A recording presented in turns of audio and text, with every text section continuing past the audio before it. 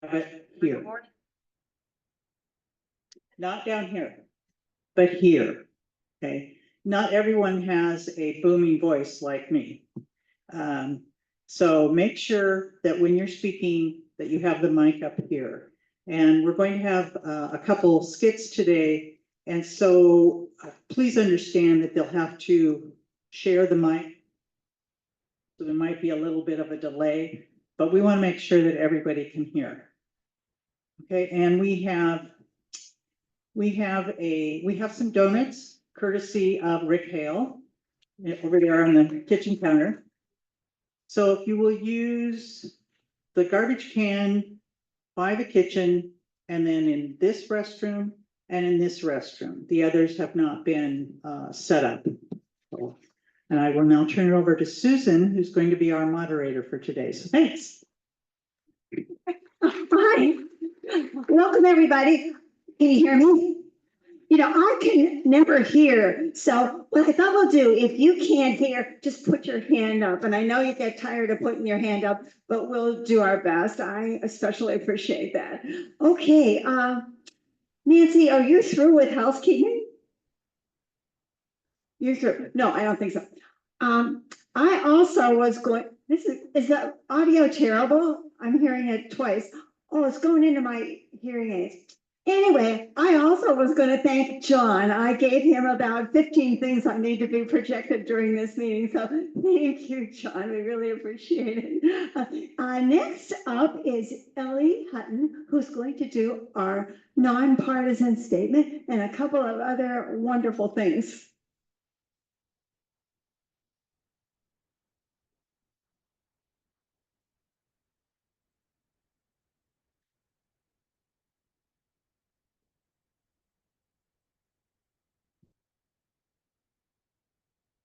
Good morning. Can everyone hear me? A little closer. Thank you, Linda. Today I was thinking about everything that our league has been doing in the recent months, and I was reflecting on nonpartisan, and we've focused on, you know, staying that way for our candidate forums, tabling, whatever. So I looked at the website today to kind of get some inspiration, and I found this. And John, do you have it up? You can go to the main page of our website. And sorry, my phone isn't cooperating with me here. Anyway, on our website, I'm sorry, I'm trying to read from my phone and it's not enlarging. No, If John can go to our website. I'm looking for it. Sorry. I didn't know if I was ready. Okay. Here's what it says. Okay, I'm gonna have to squint. It says, the League of Women Voters of Clark County is part of a national organization that was formed more than 104 years ago and is not for women only. We are proudly nonpartisan and never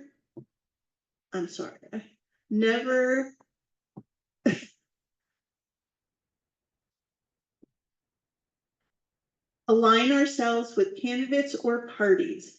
Instead, we promote knowledge of the political process, celebrate political participation by citizens across the political spectrum, and encourage the necessary democratic values of rule of law, civil discourse, and respect for truth as modeled by our process for developing policy positions.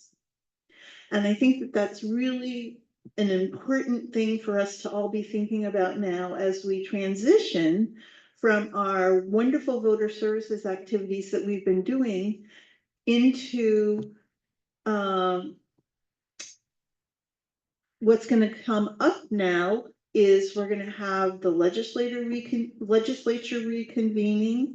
And so we're going to be starting to move into the league work of also positions.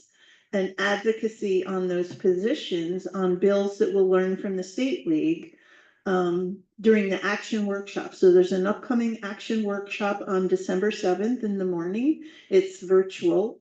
But getting back to all of our work this fall, I want to recognize the wonderful work that we've done. So I'm happy to see Melanie here, our candidate forum chair, and she recruited and pulled off amazing candidate forums. Teresa with civics education and all their tabling events that they did at the high schools. And I don't see Mary here, but we also had tabling and goats for votes at WSU. So we have done a lot of really amazing nonpartisan work this fall. And is Edry here? Okay, so I will also say Edry Geiger has done amazing work with our election observers and having us fully trained and in the know, so that we understand what's happening at the Clark County Elections Office. And I believe we have had league members there for every shift of while the votes have been being processed or ballots are being processed. So thank you to all of you who are also election observers on top of all the work that we've done on all the other efforts this fall. And so we look forward to more of that in the future. And another area that the league is involved in is the development of policy positions. And so Susan is going to talk with us about working on a concurrence. And so that's another whole side of league that we'll be getting into now. And we'll always wear our nonpartisan hat while we're doing all of that work. Thanks.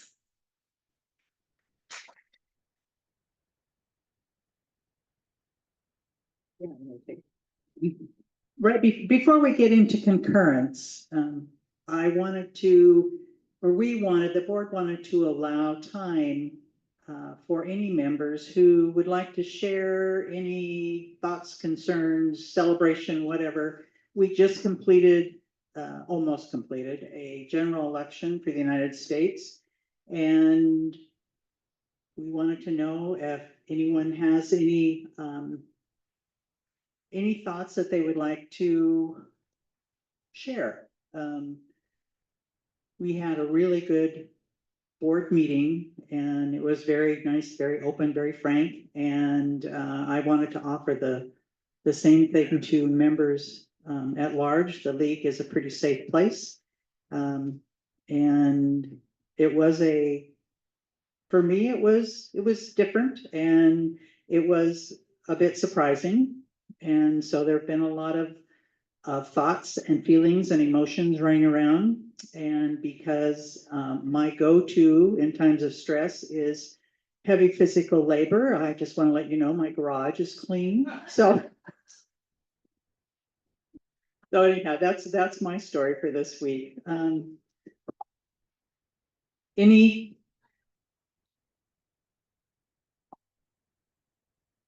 So as civics chair, I'm also on the state civics committee, and we had a meeting on Thursday and Mary Coltrane met with us.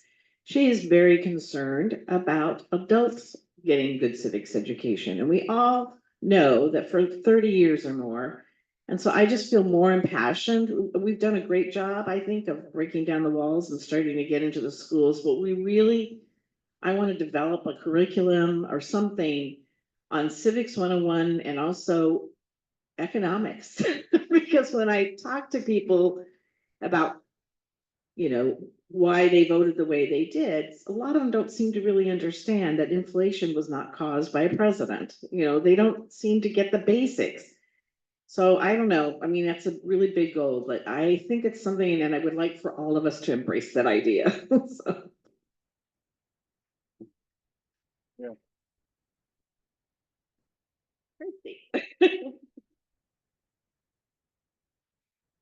The week before the election, I was sitting talking to my 9-year-old grandson, and I said to him, "Hey, you know, it's crazy. There's some boys who don't want to vote for girls just because they're a girl.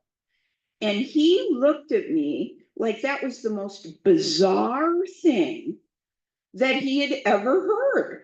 He was like, what? And then the next thing he said was like, what? And so we continued. In fact, actually, he was doing his critical thinking, and he said, "Does that include Marie Gluesenkamp Perez?" And I said, "Well, yeah, that's one example." So I just wanted to offer that, you know, we really do have a generation coming up that's going to be the change that we want to see. And I think that that's particularly something that we're all really concerned about, right? Why I am saying this story is because we want to think that men understand that women are equal candidates, not better, equal.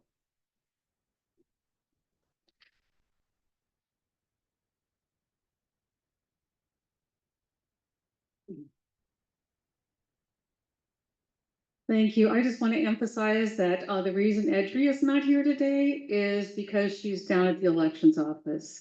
And one of the reasons we had someone covering every single shift is because she was there so much that if there was not an overlap or whatever. So I just think that's phenomenal. Joe, I just want to share a couple other observations.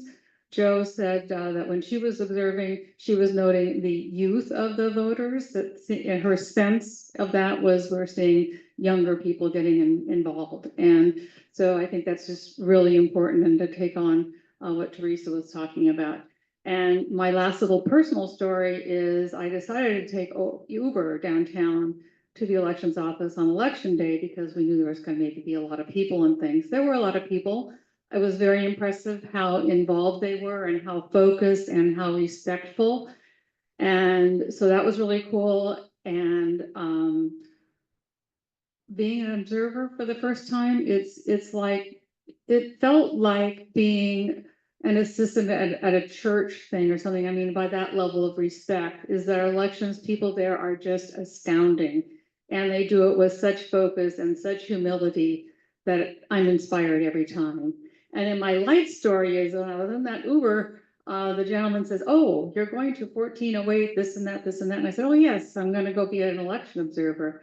And turned out he's been in the United States for 20 years, a citizen for 6, but has had to work through a lot of elections. And he says, "I have to vote this time." So we had a great conversation about some of the tips about how the ballot works and this and that. And yes, you can vote for one party for president and different parties for other things. And by the time we got to the elections office, we were down to the details of parking. And he assured me that after he dropped me off, he was going to park and go vote.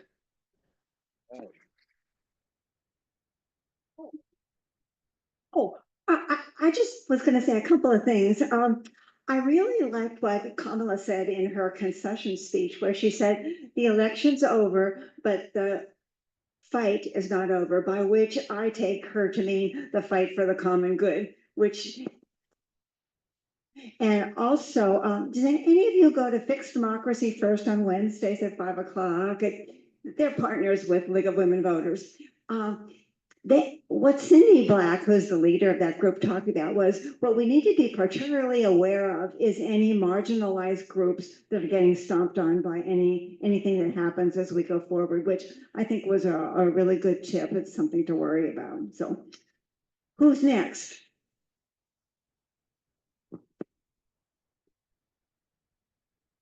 So mine will be really quick. So don't forget what I did as a living. I was a therapist, still see some people.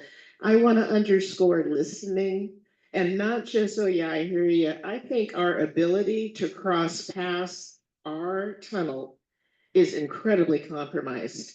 And the work that we did with supporting local press, I think has been invaluable. I don't really trust much of what I read anymore. I look really hard to find something I can believe in, but I encourage all of us to really listen past what you think you are listening at. Because my experience from people I've talked to on the spectrum is, he really got me. And I really, how explain that to me? But That's my point, I guess. Just to encourage that, I think is a shocked group of people on all sides, traumatized on all sides. We missed the boat on what I think of as Maslow's hierarchy stuff. You know, to be able to be free, to eat something, to have a living wage, to know that your kid is safe. I have a gay daughter. We missed it, I think. So.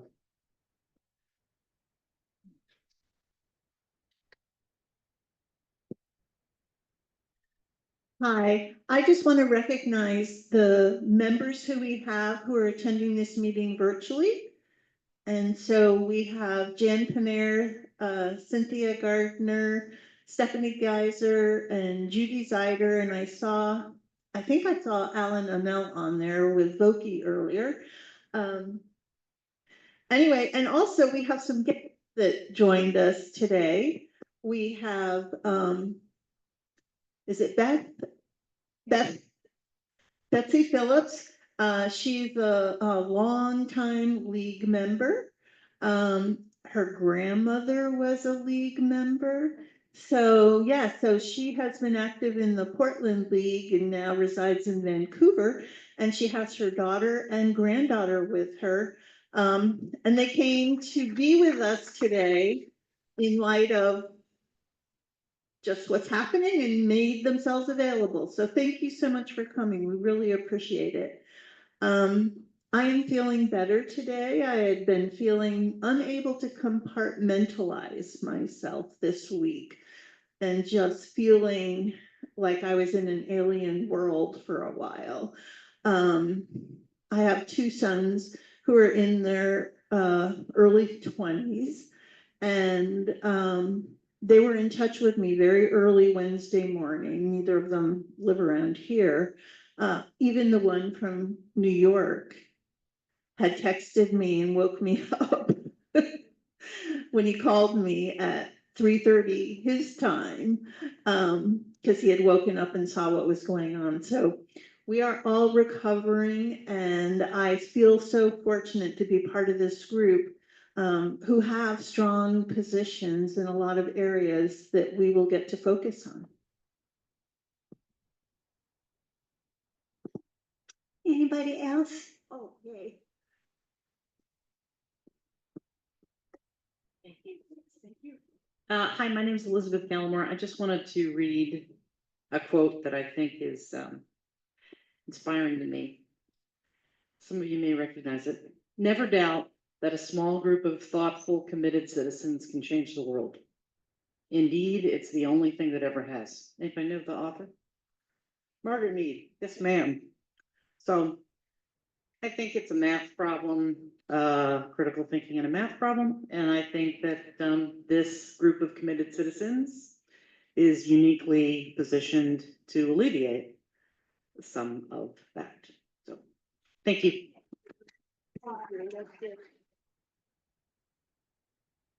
We have open mic here. Who else? Yay, Jeffrey. You'll forgive me if I don't stand today. I've sprained my ankle, so I'll just sit. Things are weird on the national stage, but on local stage, I've been watching local elections and things are looking really interesting. We'll be very happy to see 2 new county council members.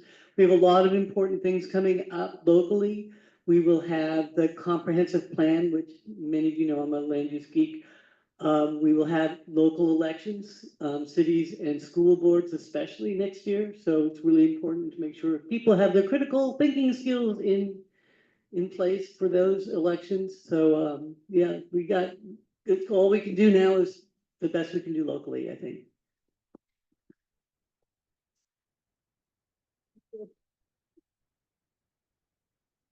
Anybody else? Oh, okay. My son told me what he's doing is just staying away from social media entirely until he feels more comfortable. So, okay, there's something wrong with the microphone.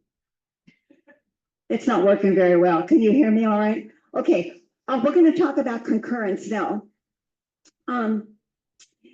You know that for 1.5 years, we've been working on getting the Chinook tribe recognized.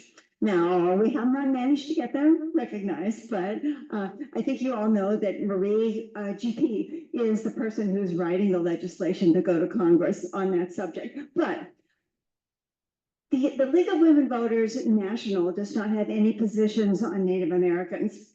The state has a couple, but we are working to develop some for our own league. And I want to give you a very brief background to catch up on that. John, could you show that? Oh, not yet, but could you show my PowerPoint? Okay. Yes, I'll find it. I apologize. The name of it? There we go. Okay, I wanted you to know who the committee is that's been working on this for the past year and a half. Myself, Janet Hedgepath, who, by the way, is in Portugal. Liz Backstrom, who is not feeling very well. Nancy Howerson, and our two new members, Linda Mabry and Richard Hill. So we've been working, yes, say, put your hand up in the air so we know who you are. Okay, all right. Now, skip the next slide, would you, John, and go to the third one. Yeah, the League of Women Voters of Washington, as opposed to national, does have a couple of positions. I'm not going to read this to you, but they have some rather broad general positions that are kind of old. So it's good that they have them, but they're not enough. So Can you stop for a second? I've got it. we would like to adopt some new positions. We would like to adopt them by concurrence, which means we sign on to some positions that the League of Women Voters of Thurston County has developed. Our board has approved these. However, we can't go forward with them until you approve them. But let's put those positions up now if we could. The ones you had first, the tribal positions from Thurston County. And I think we should go through those. That's on the website. Oh, I'm sorry. Okay. I'm trying to catch up. Not that one. Yes. It's the tribal positions you had up first. Yeah, I'm looking for it. I'm sorry. I don't know what happened to it. It's from the website. It's under documents, committees.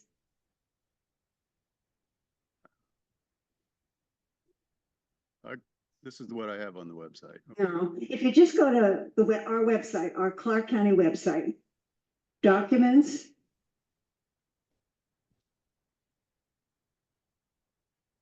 Okay, documents, yes. Now go to committee.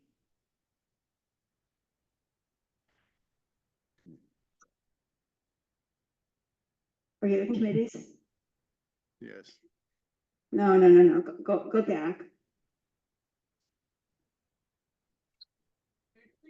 Committees, you see committees there? Yes, right here. It doesn't show. 1, 2, 3, 4, fifth one down, committees. Oh, Yeah, click that, yes. Now click under committee, click Chinook Justice, yeah, click that. Then click, no, tribal positions, yes. Okay, now they should come up. Where are they? Here we go. does everybody see that? I hope so. Okay, It's still these trying are to the get out. positions that we're gonna ask you to approve. We're gonna vote on this. Look for consensus. Now, I think we probably should go through these, because this is important. If you have questions or comments, I would really love to hear them. These are very general, and the final slide I'm going to show you will show what we'll be able to do that we can't do now if we approve these positions. The first one is around healthcare. The league supports increased state and federal funding to local tribes to provide comprehensive health services are required for health and well-being needs of tribal members. Oh, we can work with that. The second one, sustainable fish and orca management position. The league supports management for sustaining fish and orcas. We already do. Our league does support that, and we work pretty hard on the orcas and the salmon. The third one, education about tribes position. The league supports full funding for the Since Time immemorial curriculum, which was developed by Native peoples. And we'd like to put it in schools for all the kids, but it's not funded. The next one is, the next one is around helping get more tribal kids through high school. They have a pretty low rate of completion of high school.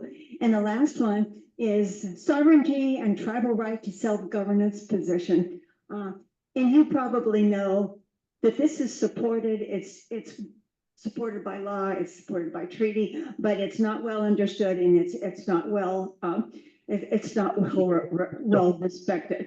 And the final one, local tribal history and cultural awareness position. This is one where there is something we could actually do to improve awareness and knowledge of the cultures of the tribes around us, which are sovereign nations, by the way. Okay. I would love questions, comments. I'm going to ask you to vote to approve these, but I sure would love to hear some questions or comments. Anybody?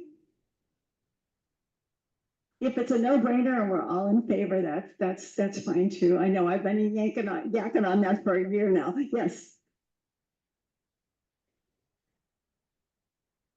I have one question. After we do concurrence, because these are pretty general, easy to accept items, what happens next? Does this just go into our league information? Does it go to the state? Does it just stay here in Clark County? Excellent question. We've been working with Thurston County, and I had mentioned, and we've been figuring out some ways we can go forward to get these positions adopted by the rest of the state. There's a number of ways to go forward. I'm not sure exactly how we're going to do it yet. This is the first step for us. That was a great question. Any other questions? Yes.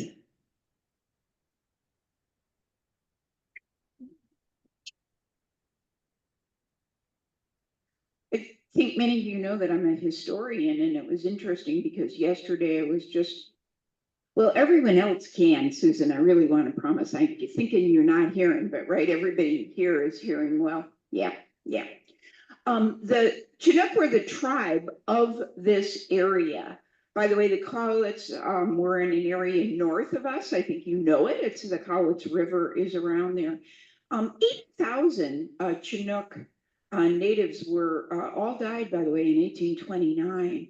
A lot of people are not aware of the complete dominance of the Chinook Nation of this whole area and what happened to them when federal recognition, which had been given to them, was then denied. This is one of the greatest travesties that has occurred to anyone in our area. And as we are looking at what we want to reconcile after this election, good Lord, this is the oldest travesty that we are all guilty of, which is the colonization and the marginalization of this tribe. They deserve federal recognition, and we need to be giving it to them. Thank you. Yay. I took at Clark College Extension a 5-week class that's offered every quarterly on this issue. And it was excellent. I learned about the history and the ongoing struggle that's happening now. And I think it was Mondays, like early afternoon, but an excellent class. Yeah. Was it Sam Robinson? Yeah. There's another class coming up too. More questions, comments? Okay. You have a. Why is it that we don't have more buy-in from our elected officials? Well, isn't that a good question? And I don't know the answer. That's one of the main things we're working on. I am frankly embarrassed that our National League does not have any positions on Native Americans. And I hope to eventually be able to do something about that. So that's good. Good question. Okay, other folks have questions, comments? Okay. Then let me show you one last slide, the things we would be able to do as a league who would improve these positions. So that will be back to the last slide on my presentation. On my PowerPoint. Don't think I told you. There we go. What these positions could enable. Now, there's a lot of things there we would be able to do that we really can't do now. As a league. Some You of have these a wrong number. require us to work Okay. state, but that is certainly something we have done and can do. We could support or oppose legislation and state action regarding tribal affairs. We could help establish an Indigenous Peoples' Day celebration in Vancouver. By the way, they have one in Thurston, which is awesome. We could support educational efforts in public schools, such as the since time immemorial curriculum that we talked about. We could participate in local and state planning for salmon recovery, especially in our own watershed. So a lot of this stuff is local. We could support adequate state and federal funding for healthcare for tribal members. We could support recognition of tribes that have not been federally recognized. The Chinook is not the only one. There are 6 tribes in Washington that are not recognized. We could ensure that tribes have a seat at the table for all infrastructure and conservation planning, which I think our state is pretty good compared to other states, but we can work on that. And finally, we could encourage general public awareness of tribal culture, history, and contributions. I think that's something that we would be really good at doing. So that's the end of my spiel. Thank you all for listening. Are we ready to vote on this? Yes, we're ready to vote on this. Who all is in favor of adopting these positions? Thank you. Who is opposed to adopting? Does anyone oppose or abstain? Yay! Thank you. You know, I've been working on this for a long time. I'm so happy. I appreciate this so much. And an appreciation for all the work that Susan has done, and also Janet Hedgepath, who is, of course, vacationing in Portugal. They did the majority of getting people together. They did the majority of writing and working with the Thurston League. So I want to honor them for the incredible work that they have done. Thank you. That's unexpected and delightful. That's lovely. Okay. Well, now I'm through with the part that was making me so nervous. So now we're going to relax a little bit and we're going to talk about the meet and greet coming up. First, we thought we'd have a little fun and do a little skit to show you something we've been really worried about. You might remember that one year we get so passionate about how we feel that when we get our hands on a legislator, we go up to that legislator and try to tell them how we feel. We try to encourage them to do what we know clearly needs to be done. And sometimes they get annoyed, and sometimes in the past they have refused invitation to this wonderful event because they're afraid we might do that to them. So we're going to do a couple of examples of how we should and shouldn't act at our legislative meet and greet. So could I have the players come forward, please?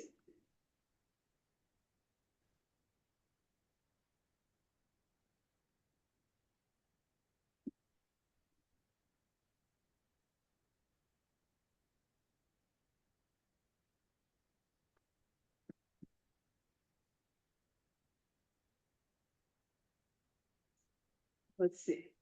Okay, this is the legislator. This is a league member, and this is another league member, and I am also a league member. We're going to try to remember to pass this thing around. I will start off because I'm a very excited league member.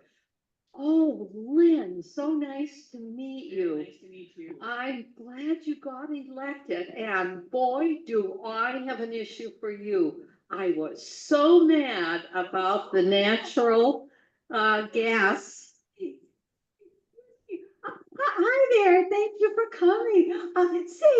We thought maybe we might save that discussion for later. But thank you, Judy. Okay, so we don't want to get all over them about an issue or about, or about who they voted for. Okay, let's try it again. Hi, Lynn. My name's Sally Hale. I'm a league member here. So glad you came. And Sorry that you have an injury. I'm sorry you have an injury. thank you. I'm on the mend. But really wanted to thank you for coming and see how you're doing. How are you getting? Did you find a place to settle in Olympia? So far, I have found some place that I can use for while we're in session. Yes, thank you. Awesome, thanks. Well, please have some food. Thank you.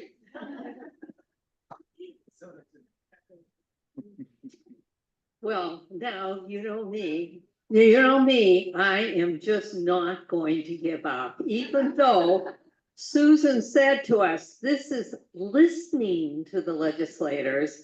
I am such a passionate person. Well, hi, Lynn. How are you? Glad to meet you. Glad to meet you. Glad you were elected. Well, tell me, what committees are you gonna be on? And when you get on them, what are you gonna do for us? How are we gonna know you're effective? Well, I'm afraid committees haven't been decided yet, and I am hoping to be on the education committee, but that's yet to be decided. How much money you get for our schools? For a minute, Judy, please. Could I speak to you for a minute, Judy? Oh, good job. Okay, so something like that really did happen, I am told. So basically, we want the legislators to be comfortable. We want them to come back year after year. We want a relationship with them so we actually possibly can influence them. So, but we all need to be aware. During the meeting, we would like you all to keep aware of what we're trying to do here. And if you see something happening that shouldn't, just do your best to intervene and make it comfortable. I thought you all might have some suggestions about how we could keep this friendly. Anybody want to offer something? Well, thank you. Thank you.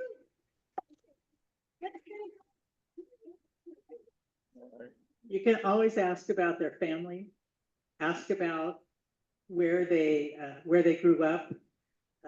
Anything, what was their most favorite vacation? The goal is to meet them people to people, not constituents to meet them as individuals so they can tell us about themselves and about their views. Is that, oh, what was that, Jackie?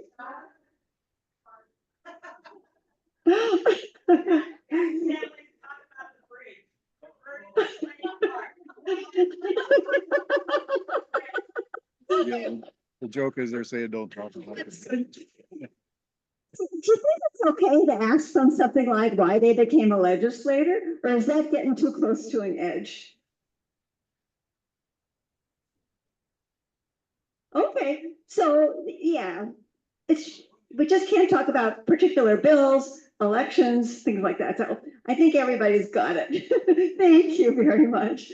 Now I'm going to turn the mic over to Ellie, who's going to talk about the nitty gritty here.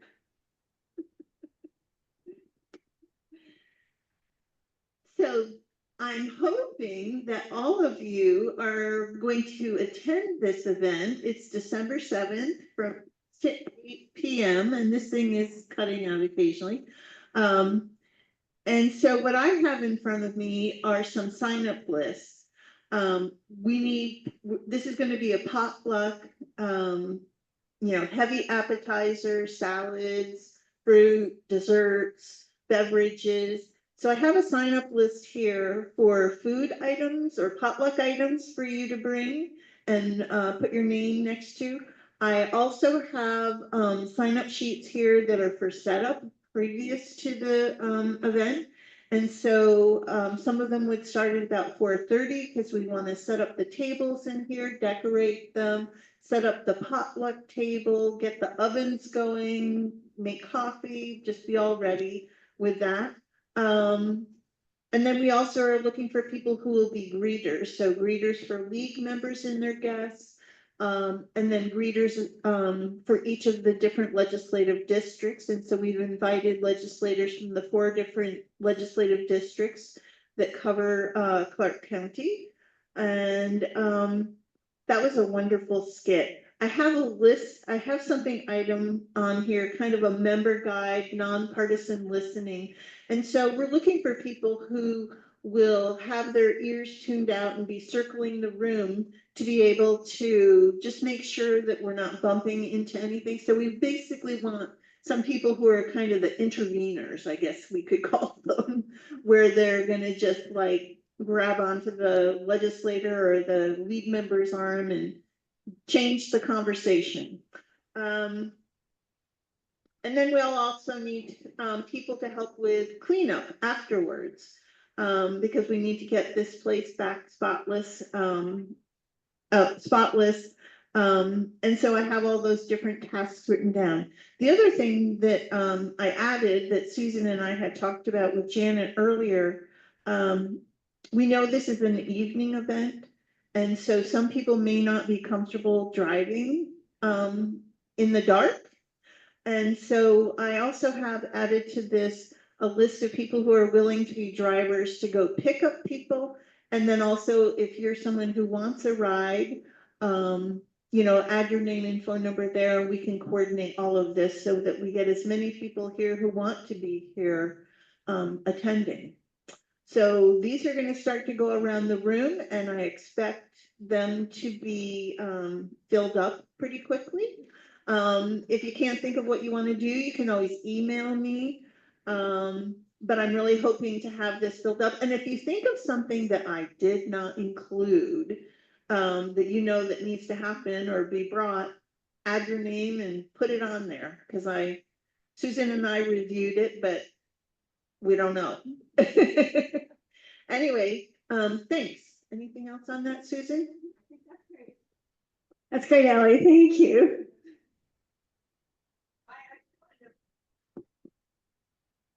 I just want to put a plug out to folks who have talked to the candidates, like the volunteers from the forums committees, you know, any contacts, connections we have with candidates, to make sure they're aware of this event and to make sure they feel welcomed and encourage them to participate.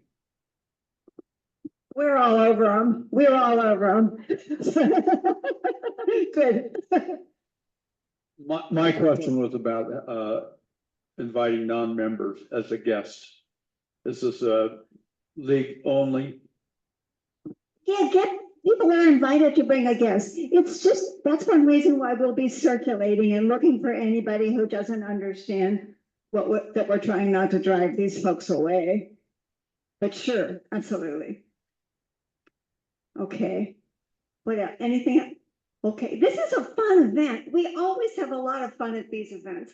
And myself, I would like if the Republicans, the more conservative legislators came and had fun with us. I think it would be really great for all of us, and that's what we work for. So, okay. Now, Teresa and Jackie have an exciting new program to talk about. I really want to hear about this. Are you going to race me to the mic? I asked Jackie if I could go first, because I'm gonna go take notes. So for a long time, I've had this sort of nebulous idea going around in my head is that people would understand things more if they knew what they were voting for, if they knew what the candidates did, everything from a Washington State commissioner to who knows what. So I've always thought, well, how could we do a program like that? And then about a year ago, Jackie said, she's affiliated with a political party, and she said, more of these people, I don't know. She said, there are people out there who would run for office, but they're kind of afraid to because they don't even understand some of the basics. So that kind of, and then I do a lot of the calling for the forums, and I would talk to people who are running for office, and I would think, oh my gosh, they don't know what they're doing. Luckily, most of those people didn't win. So that in mind, Jackie and I kind of had this idea, and I hope you have all your notes, because I'm gonna go take notes. And there you go. Oh, John's got, all right, look, so, well, no, lean, I'm okay. They said actually I should put weight on it, so. What we want to do is see if this organization is interested in doing candidate training. I've been involved in candidate training for years with one of the parties. And it can take a long time, like we've done full day trainings, or we could limit the scope. So one of the things, John, can you put up the file is, one is there interest? And then what would we want to think about doing? And here are some ideas. Maybe you can make that bigger. Is that the one? There we go. So filing week is the second week in May. So we want to do this sometime March or April. So it's ahead of stuff. Next year is nonpartisan offices. So we really need to work to help encourage people to run. So possible topics, why run? Why do you want to run? And for what? Do you know the issues and do you know your passion? Do you know what the office does? Talk about what offices are coming up. Think about preparation in the long game. So not everybody we want to train may be running this year, you know. Being on boards and commissions, volunteering on campaigns, and other volunteer service are all great ways of prepping for an eventual run for office. How to build your team, what's a kitchen cabinet, fundraising, what will the office you want cost to run the campaign? And we can go back and look. This year, a lot of those races were really expensive. I think 18th LD, one of the candidates raised in excess of $300,000. So school boards and city offices, not so much. Yet.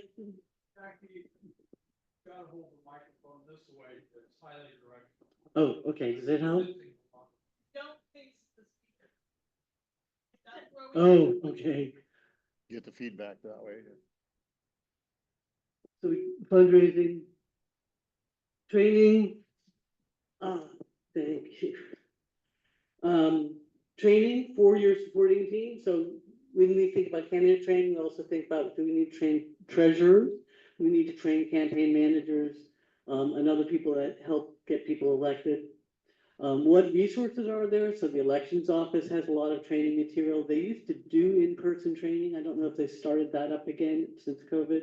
I'll find out. But there are a lot of resources online. There are other training organizations. Emerge, I know. We'll have to dig and find out what the other side does. And then PDC and filing basics. And the elections office has training to cover a lot of that, but we would at least want to bring that up. And then, you know, possible speakers. So people who are in elected office, people from the elections office, campaign workers. So there are, you know, once we have an idea of what topics we would want to do and how long we want this training to be, if we want to do it, then we can start thinking about who can help us. So today, the two questions is there interest?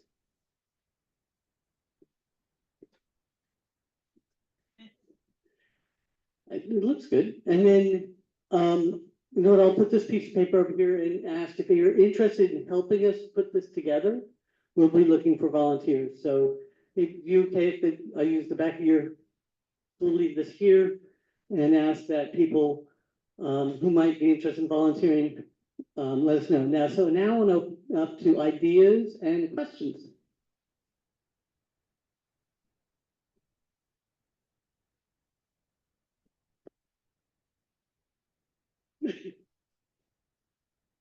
So how would you advertise and promote this to get out so candidates would know they could do it, or just in the newspaper, or what? Good question. Hopefully somebody on the team will help us figure that out.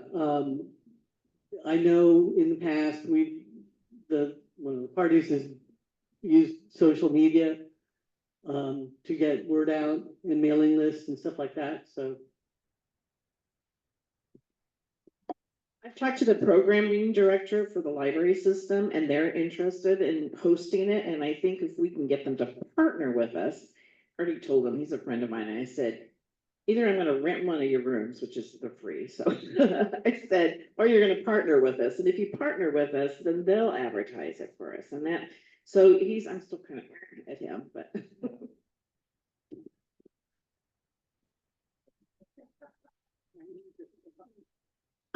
We could contact some of the people who did not win the primary. Because if they're interested in running, but they were not successful, maybe they'd be interested in, going through some of this to make them more successful. Good idea.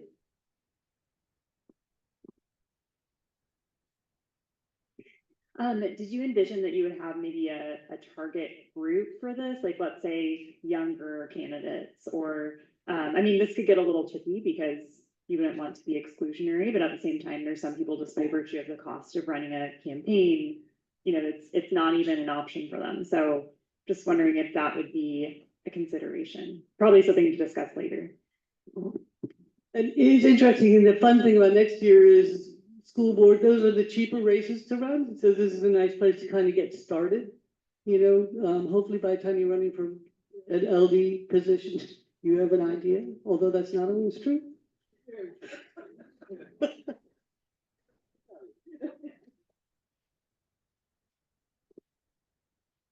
One of the things we wish to address is that candidates have an light understanding of this. And the reason that they do is that they have a superficial understanding of this. So one of the things that we sometimes try to do is we say, oh my gosh, we have to condense this training. We have to make it shorter and shorter for people to go there. But we also have to understand that if we make a shorter training, then that means we leave a lot of things out. Those are the things that we're talking about that these people are not getting. So we could also do modules, and we could do it several times. So we shouldn't be exclusionary in having them once. If we have some modules, we could do it in a way that people could mix and match. But I just really want to caution that we don't want to have a superficial educational experience, right? We want to have a deep one. Thank you. And actually, one of the things we had talked about was having a module that's really, what are these offices? Do you want to run? Why would you want to run? Kind of get people thinking about it, and then have a more technical, okay, you're going to run, what do you need to know? Piece. So that might be one way to break that up. Anyone else? You tired of watching him hobble around?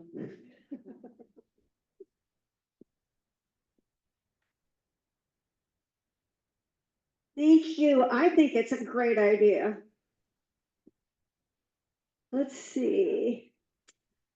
Ellie is going to talk about some more changes. Now, remember, the only people who like change is the one forcing you to change. And that's true for the league too, but we have to do it and it's going to be fun. Thank you, Susan. So what I'm wanting to inform you about, and we'll go into this more in depthly in January at our league meeting, but I just wanted to start talking about it with you today. The National League conducted what they called a transformation journey. They developed a transformation journey plan in like 2016. And basically they worked with a consultant group, and what they were trying to do is, we're going to be around for over 100 years pretty soon. What do we want to do in the next 100 years? And how can we have our organization develop better strength? And so as a league member, when you join a local league, all of us join at the local level right now, or we join the state league if we're in an area where there isn't a local league. And what National has been envisioning with this transformation journey is having league members join all through one system. And so that we have one membership system that every league across our country and where they have leagues not directly within our 50 states, will join through this new membership system. And, so the league in 2023 selected a platform. Chapter Spot is the name of the platform. And they're going to have us, all leagues launch in this new system in February of 2025. So we've got a couple of months before we need to really all be aware of this. Most of us have an annual renewal date of around June 30th. But any new member who's joined our league since we shifted to Club Express and have rolling memberships, we will, we'll start encountering this, April, May, June of this coming year for all of our members. And any new members that choose to join our league after February will be joining through this new system. So our website will now have if you want to call it a button on it, that will be a join button like we have right now, where we say new member sign up, join us. That's going to take everyone to this new national website for joining. I think this is wonderful because I am currently our league's roster manager, and we've always had a roster manager. And what that person's role was to go into the national website, into their roster, and enter in every new member as they join so that the National League has a database. Not all leagues across the country have been really good about doing that. And so some leagues, their roster manager, oh, that's right, the per member payment billings are based on the January 31st roster count of membership. And so some leagues would only enter in all of their members just prior to that January 31. So National League did not know who all of their members were all throughout the year necessarily. So this is a real positive because we want to have strength in numbers, and this will allow the league to really offer us better contact. I think that's where I'm going to stop right now, except that what I do want you to know is that we have several league members who will be attending upcoming training sessions. They're going to start next week, and there are 5 different groups of trainings that National's offering, and they're offering them a number of times so that, based on people's schedules, they can attend them.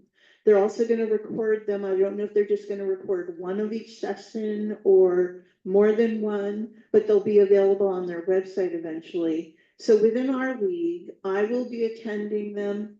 Nancy will be attending them. Brenda will be attending them. Marlene will be attending them. And so the categories of the trainings are for membership chairs, treasurers, roster managers, webmasters, and then they have a category called presidents or board members. And that's because a lot of leagues are going to need to update their bylaws if they have within their bylaws that you all join, the annual renewal or your dues amount. So this is another change that will be coming that I'll just mention because I'm looking around the room and we have some household members here. Household memberships are going to go away. Everyone's just going to be their own primary member. Student memberships are going to no longer be, they are not a member type anymore. And the dues amount, there's going to be a recommended dues amount. That is $75. So that's $10 more than what we currently as a league pay. But you also can pay as you want. So you can join from $500 all the way down to $20. $20 is the minimum payment for any member to be a member of the league. And they're doing away with the fixed per member payments that go to the state and national, because the goal of this program is to better fund state leagues and local leagues. And so, for instance, right now, help me out here, Marlene, how much out of, if we pay $65 right now, how much of that membership stays with our local league? $14 of the $65 stays with our local league. The rest goes to state and to national, with the biggest chunk going to national. Now, if you were to pay $75 in this new system, 33% of that would stay with national. 47% would stay with state. And then a local league gets 20%. So if there's going to be budgetary impacts for all of us, because we don't know all across the nation what league members are going to choose to pay with this basically sliding scale of membership. So we will be having a very interesting year coming up. And it's going to impact all leagues, but the goal is to increase the number of league members. So if you have allowances for a lesser amount of dues payment, hopefully more members who are maybe socioeconomically impacted will choose to join. And members who really believe in the league will be able to pay a lot more. I think it's going to benefit us. And so it's been a bumpy road getting to this process as National has fleshed out what they're doing. And there's a lot of details that we don't even know yet. They haven't been forthcoming. So we will be learning a lot in these next few weeks. But if any of you have questions, we will talk about this again in January. Or does anyone have any quick questions right now?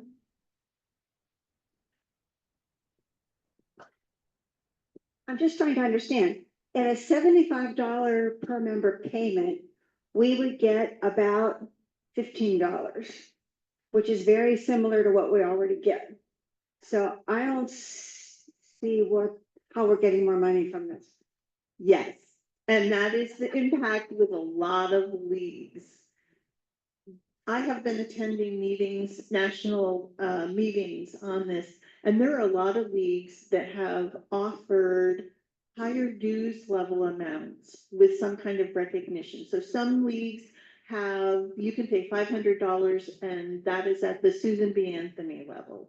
You can pay $250 and that's at the Carrie Chapman Cat level, or they have within their local league, members who were, longtime members, who may have passed away, and they recognize them because they were such staunch, strong leaders within their leagues.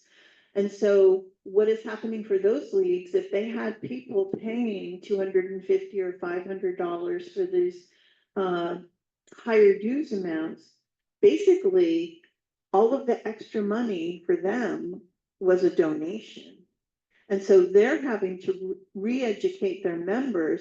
Yes, you can still pay that amount and it will benefit these other levels of league, national and state, not just the local league. So if you want to benefit your local league, what you need to do is pay the, $75 or pay as you want, and then make a donation specific to your local league. And so, Susan, thank you for your quick math there, because there are leagues that do have higher dues amounts right now. And so they will be impacted by this. National League has committed to, for the first 2 years of this new system, working with local leagues who are financially impacted and helping them stay whole for those first 2 years. The vision is that more people will be joining. So there's just some assumptions here, and we'll just have to see how it all plays out. Yeah. Brenda?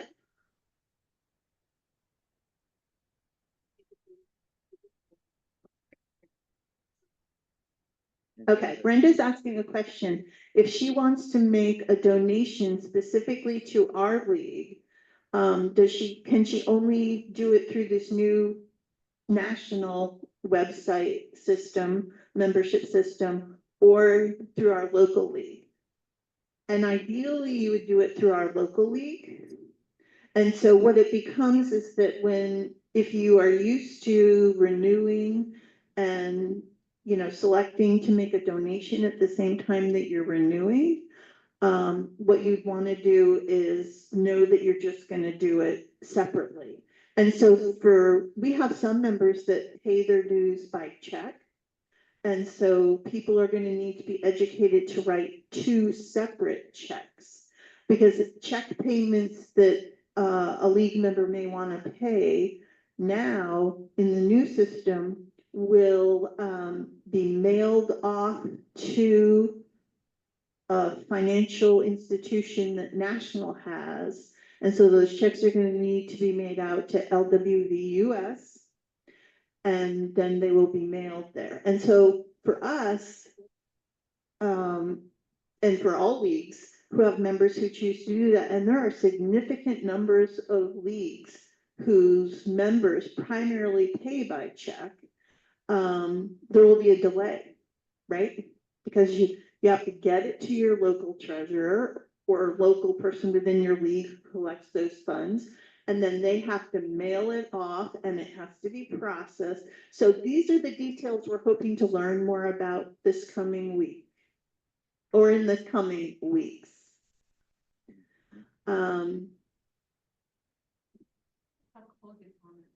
Okay. Anyway, Nancy had asked me, and I worked with a league member from Skagit County, Bev Hurst, and we did presentations to all the different MELD pods. That's the Membership Engagement Leadership Development groups that meet monthly. And so we did presentations to all of the leagues. And so I have heard from different leagues in our own state, the impacts for them. Some of them don't even really have websites. And so this national system will also allow local leagues to have a website.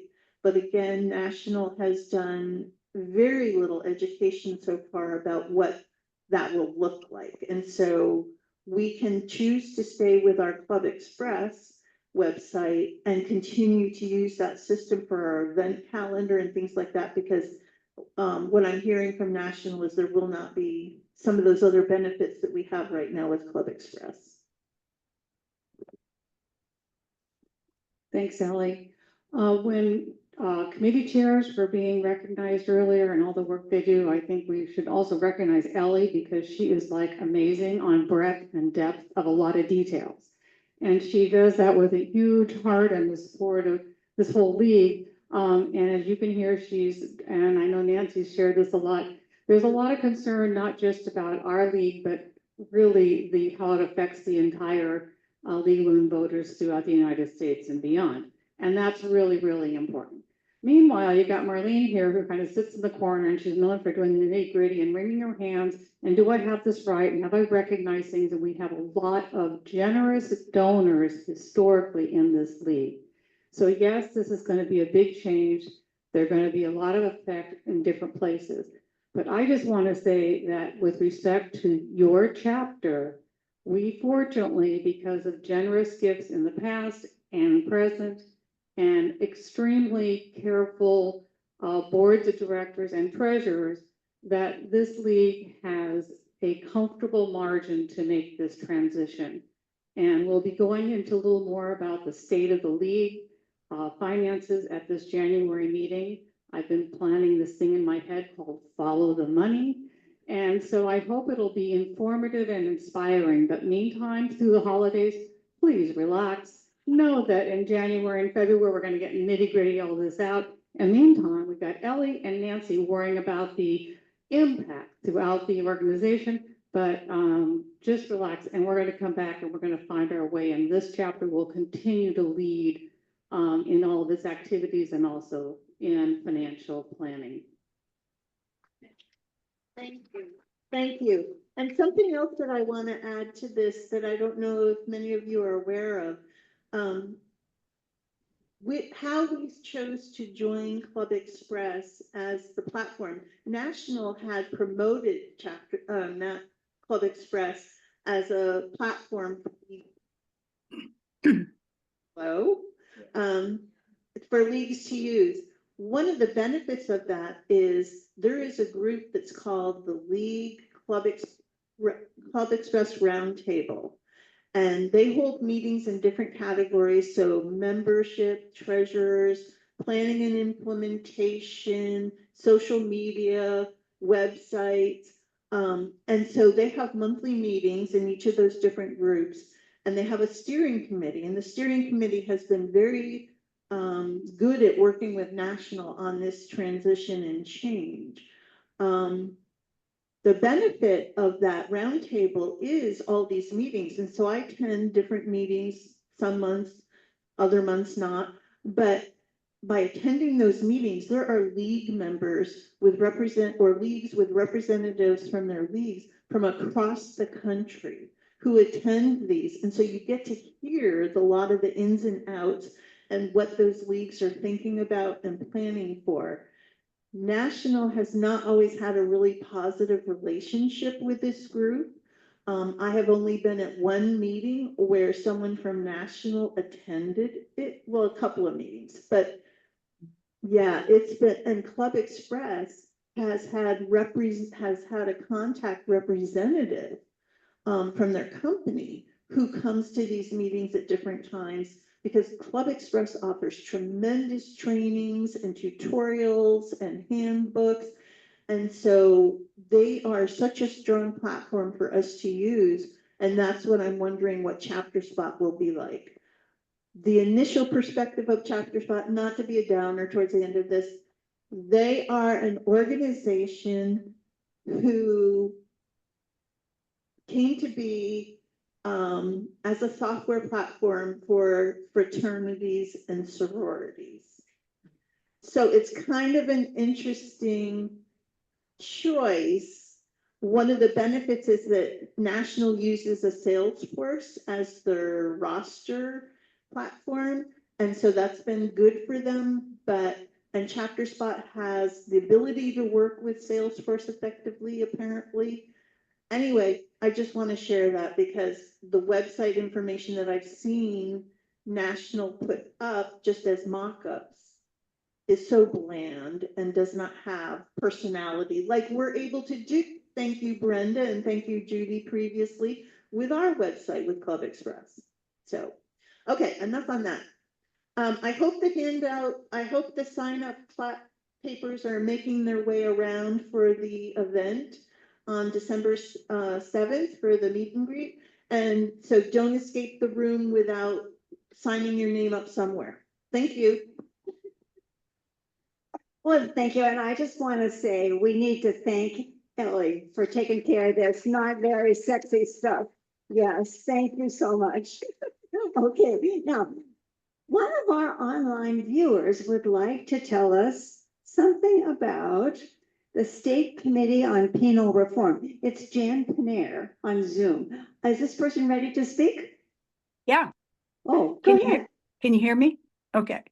So first of all, Nancy knows this, but the reason I'm not there in person is because my husband is going through his second round of chemotherapy.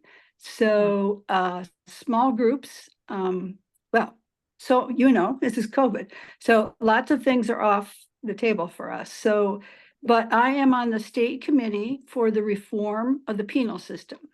So one of the things I guess I'd like to say is keep an eye out in the paper for comments and articles about the Washington prison system. We are planning at some point when I can do this, we're going to go visit the prison in Walla Walla. But a couple of the things we're working on are the rights of prisoners to vote. And you've probably seen some of this in the paper. Some states will not let prisoners, even after they've completed their term, vote. we are trying to change that so that prisoners actually have the right to vote when they're in prison. But what we found is that if we do that, it's come to our attention that then they would all be counted in the state of Washington as opposed to where their homes really are. So there's some gerrymandering going on. And we were not really aware of that. So we're trying to find a way to make a presentation first to get prisoners to be able to vote, but also that their vote then would be counted from where they actually live.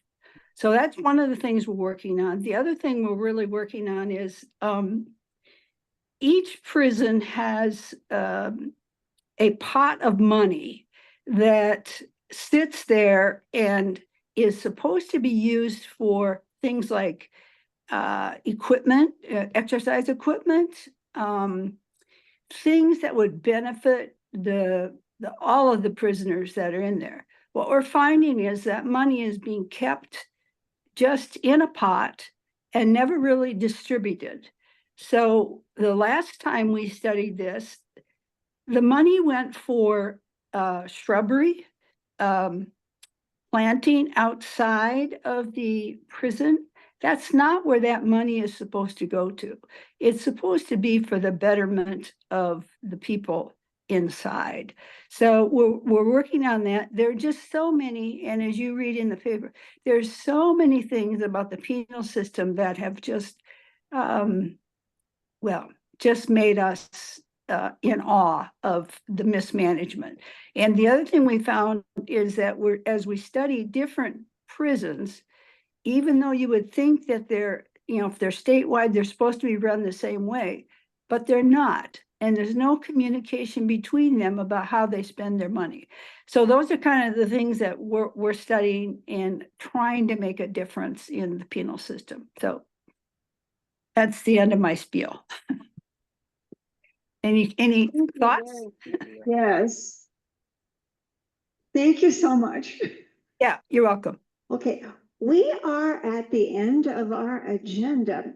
I believe Nancy has a few things to say.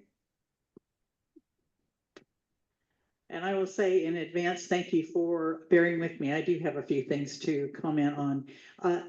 First, I will add to what Jan discussed. There are a couple leagues in the state of Washington that are working actively with our prison and jail systems. Snohomish actually goes into the county jail and they work, they have a ballot drop box. They work to register voters because if you are awaiting sentencing or you're in there for a misdemeanor or whatever, if you haven't been convicted and off to a prison, you are still eligible to vote. And the Washington State Secretary of State's office has started a civics education program in the state prisons. And the league had a visitor from the Secretary of State come to one of the state voter services meetings. Excellent presentation. And there are two leagues who have prisoner members. And so that's been a very interesting dynamic because of the flow of information is so controlled. What can we send them? What can they send us? But so there are leagues that are working directly with the prisons and the prisoners. I want to tell you about an event that's going to be on January 22nd. As you know, we have the legislative meet and greet coming up on December 7th. And then on January 11th is going to be a Speak Up School, which will be statewide. And then on January 22nd will be a statewide webinar on social media and Canva. And we are encouraging everyone to attend that who is interested in either learning for themselves personally or for their league. We'll be talking about tips and tricks on Canva and branding for making sure that anything you send out as a league person or representing the league is completely, copacetic. And Jen Winkler from Snohomish and Joanne Lasowski from Thurston are going to be our presenters. We are very fortunate in our league to have such a tremendous communication team. And I think Gina and Sally and Brenda are here. Any others? And Rick, sorry. And thank you, Rick, for the donuts. Appreciate it. And we have tapped into the state leagues Canva Pro or Pro Canva. So that's a pretty, and it didn't cost us anything. So those are just some things that are coming up, and we hope that you take advantage of them either for yourself or as a member of the league. So 2 questions, what time? The social meeting is at 4 o'clock on the 22nd, and you go to the State League website, go to the calendar or events, and you can register. The Speak Up School on the 11th, registration should be up, and I believe that it's either 9 to 12 or 10 to 2. It's a little bit longer session. And then the action workshop on December 7th. As far as I know, registration is not up, but it should be up by this next week.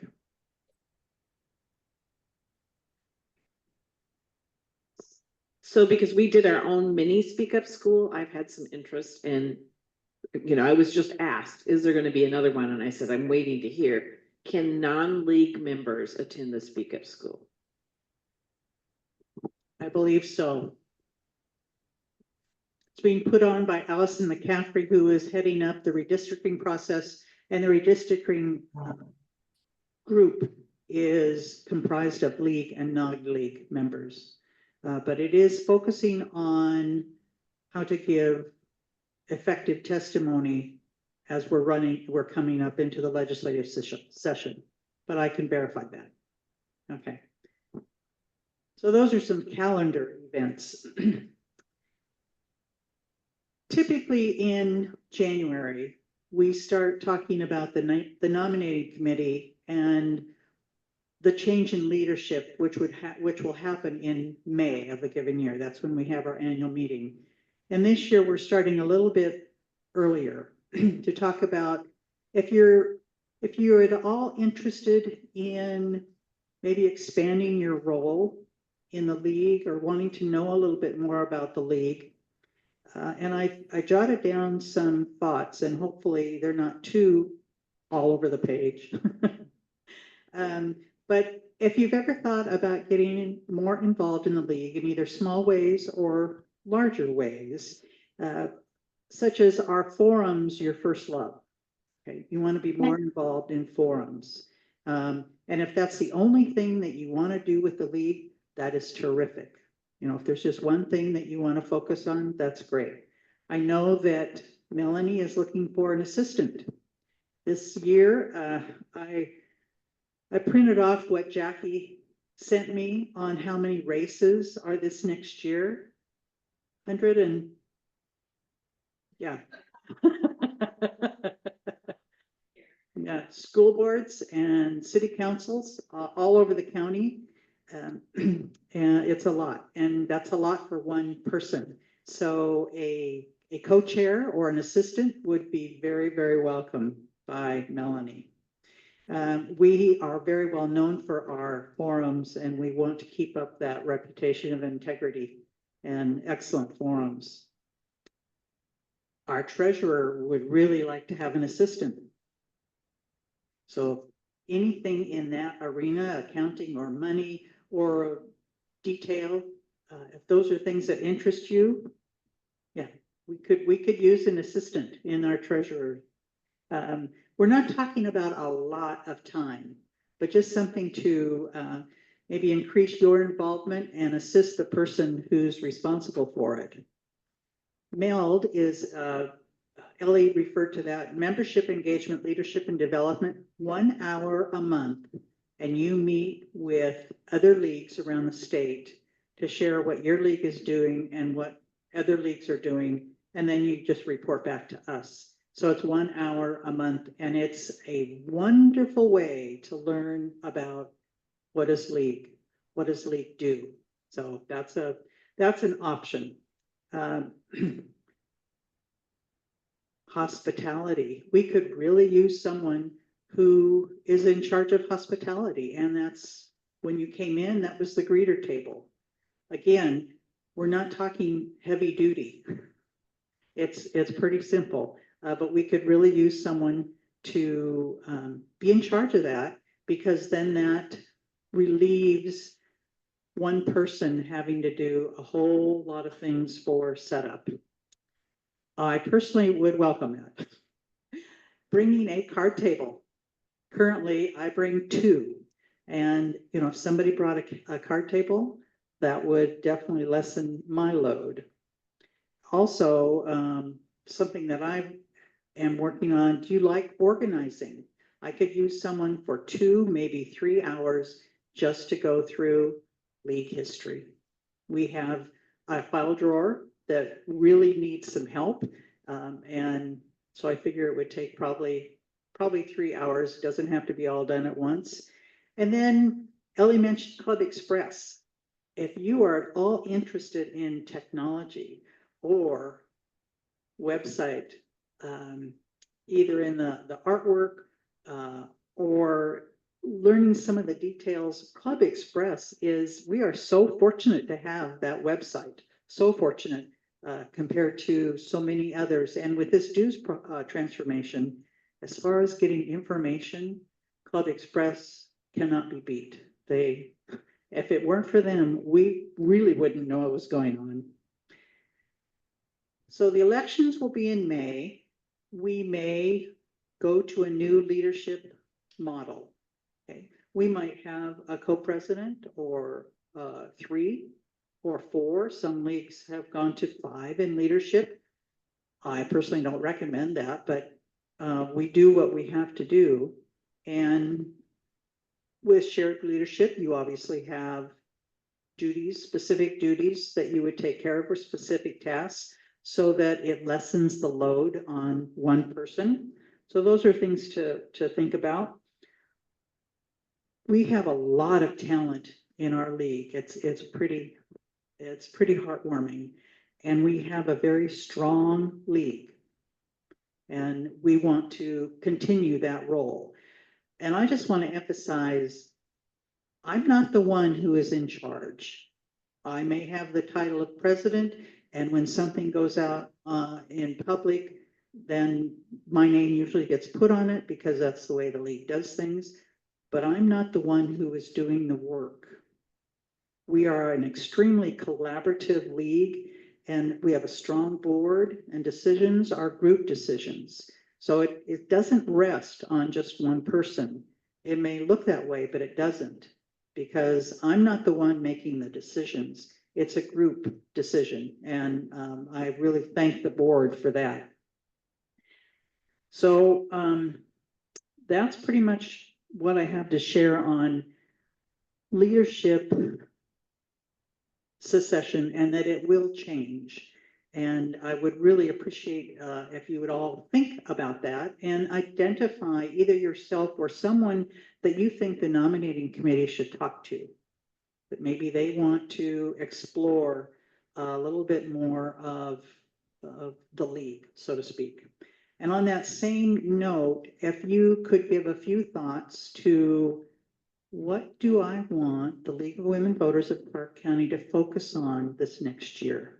It's program planning time for leagues, which means program planning for the state league means what do we want to do as a study or a statewide project? For local leagues, sometimes it comes down to what do we want to focus on and or calendar planning. What are the speakers that we want to hear from? Many leagues concentrate on 1 or 2 things. So there are some leagues in Washington, all they do are forums. They do a really, really good job with forums. There are a couple leagues, they focus on studies. They're very good at studies. we are pretty good at an awful lot of things. And your board needs to know what you would like to work on. If you think we're on the right track with, I don't know what we're going to do next year, but if you think we're on the right track to not know. But if there's something that you want us to emphasize, then please let us know. Does that make sense? Okay. Any questions? Any final thoughts before we close? Jackie, and anyone online?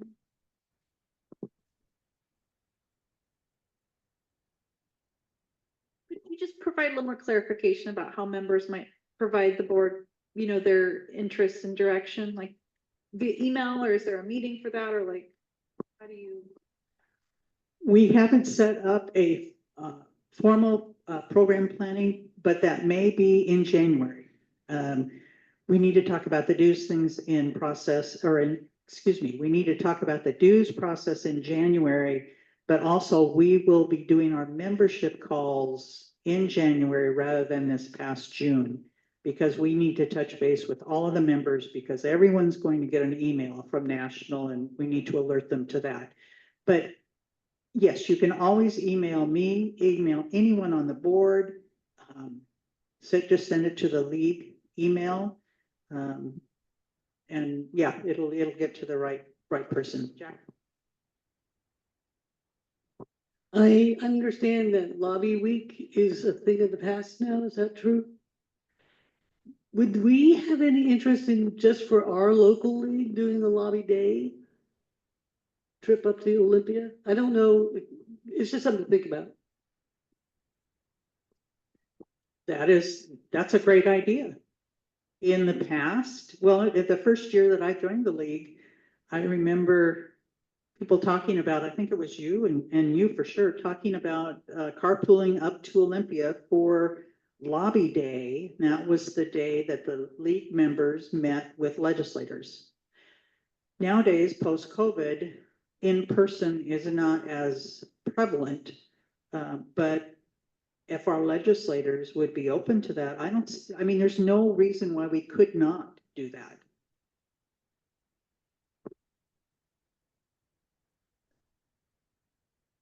We have friends who are big baseball fans, and they just found out that if you can get 20 people, you can have a whole train car just for your group. Would that be fun? Have a whole train car full of league members going up to Olympia to do lobby day? That would be a ball. That would be a lot of fun. Have you seen the Olympia stop? It's kind of in the woods. Yeah. No, if someone would like to run with that, I think it's a marvelous idea. Absolutely. Okay. All right. Anything else? Thank you for bearing with me, and thank you to Ellie and Susan and Teresa and Jackie for presenting today. Sign up for candidate training, sign up for legislative meet and greet.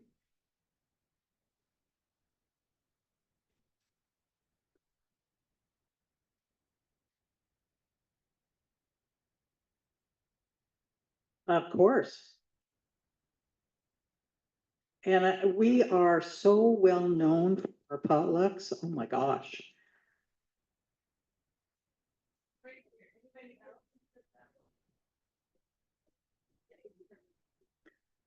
Meet and greet is here. Yeah. 6 to 8. There was no membership meeting in December, and that was in the voter. By the way, raise your hand if you read the voter.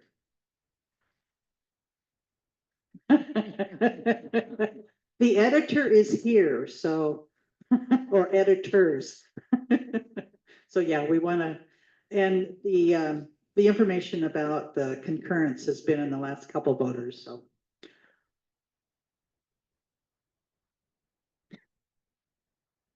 Oh, right, the voter, the voter is on the website, so.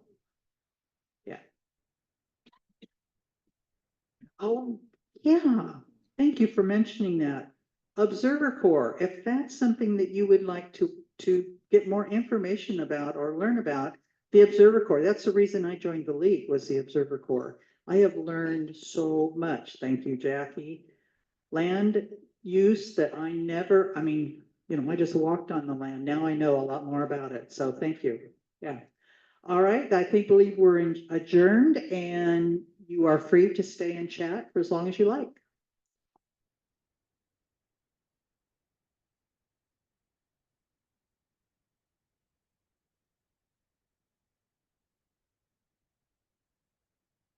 Okay, thank you. I'm gonna stop recording now.